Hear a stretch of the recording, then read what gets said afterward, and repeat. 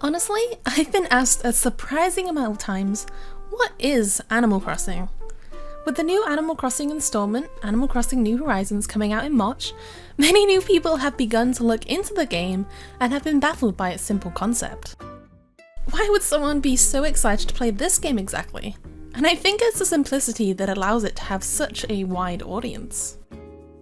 Although the franchise has been on the gaming scene since 2001, there are those out there who have simply never played it, or only got on the Nintendo bandwagon with the immense popularity of the Nintendo Switch. With this being one of the only big first-party Nintendo games announced in 2020, it's understandable that people are wondering exactly what it's all about. The main questions I get are, what is the objective and does the game ever end? Well, to answer the first question, the objective is to create your own village, town, or even island from the ground up. It's a simple objective, but there are many elements to completing it. Also, the game will still continue if you decide to not follow the suggestions thrown your way. You could easily spend the whole game fishing and collecting bugs, and never touch your home, or vice versa. So, here are some things you may wish to do on your island based on old installments and what we know from this game.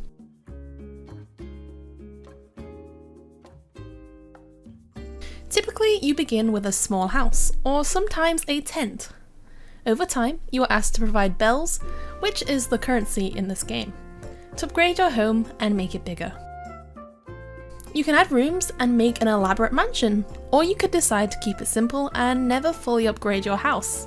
Personally, I like a small cozy home, so I've never got to a full-on mansion in my designs.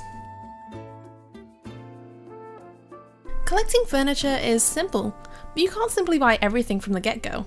Each day the shops reset, and there are new items to buy. After some time, you can also customize the items with your own designs and patterns too. It's really fun to find an item you've been waiting for, and it's pretty great to collect furniture items which you wouldn't think would go together and create an awesome looking room. The pacing of collecting these items makes it feel like you're really living in the town real time, which I will talk about later on in this video. Alongside making your house pretty, you've got the whole town to make your own. You can plant flowers and trees, decorate with mushrooms, and create paths around your town. Previously, we had to use patterns to create paths, but it looks like in the new game, there is a new built-in system. We also used to have something called public works projects, which put items around town like benches, lampposts, campfires, statues, you name it. This time, these might be a part of the crafting mechanic, however. Still, these items allow you to create landmarks in your town, and they are beautiful. Landscaping and designing are huge parts of the game, and it can take a long time to fully realize your vision, but in the end, it's all worth it. One of the most important parts of the game are the villagers and their varying personalities. Honestly, these animals are the reason I keep coming back to the game. They are charming and live alongside you. Unlike other games, you don't own these creatures, but live in harmony with them too. Occasionally, they may ask for assistance, and often they have wonderful, thought-provoking dialogue. If you wanted to, you could chat to these animals all day. And if you're wondering how someone can be so attached to their favourite villager, just wait until you find your own favourite. You'll soon understand. As mentioned before, your town will have shops where you can buy all sorts of things. One of those shops is the Able Sisters, where you can buy clothing items to customize your character and create designs of your own. I'm not entirely sure if the designs will return to New Horizons, but they were a big part of New Leaf and making the game more personal. Creating designs for dresses and shirts was common, but also paths could be made from placing designs on the ground too. One of my personal favourite parts of the game is the museum. It's a wonderful place where you can store all your collectibles. Typically, it contains fish, bugs, fossils, and paintings, which all take some time to acquire, and sometimes only appear during certain times in the season. At the beginning, it is sad and empty, but over time it is wonderful to see your collection grow. My personal favourite part is the aquarium. Seeing the fish swim around is mesmerising and beautiful. The challenge of the museum mostly is that acquiring some items is tricky.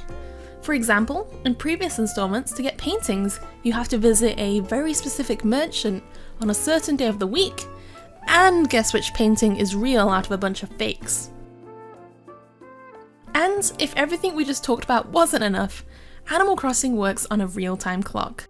Every time you visit your town, it runs in real time, which means if you want to see the nighttime entertainment, you've got to come on at night. If you want a special morning bug, you've got to come on the morning too. This creates such wonderful pacing and makes every step towards a perfect town feel genuine and not too rushed. The beauty of this game is it encourages you to relax and take things slow. It could be months before you get much done, but it's so rewarding.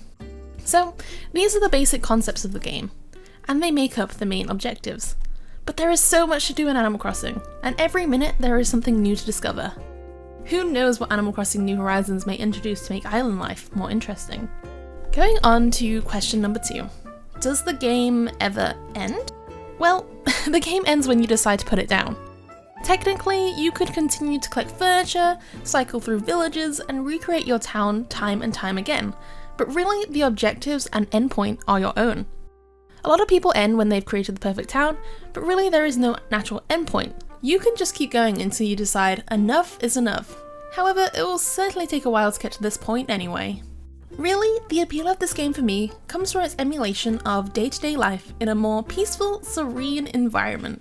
It's charming, the villages are friendly and full of personality, and the endless items and upgrades means there is really nothing to do.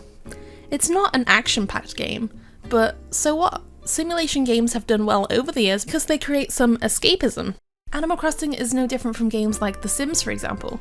The point is just to live in the game, and not have to worry about some evil force motivating your path. Your motivation is to create, and that is wonderful. So, could this game be for you? Well, if you're really not into simulation games, maybe it isn't.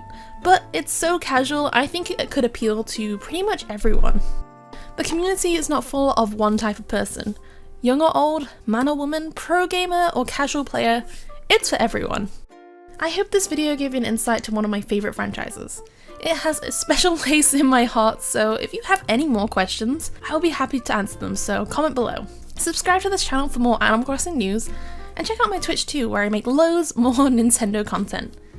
I hope to see you all soon on your islands. Alright, see you soon. Bye!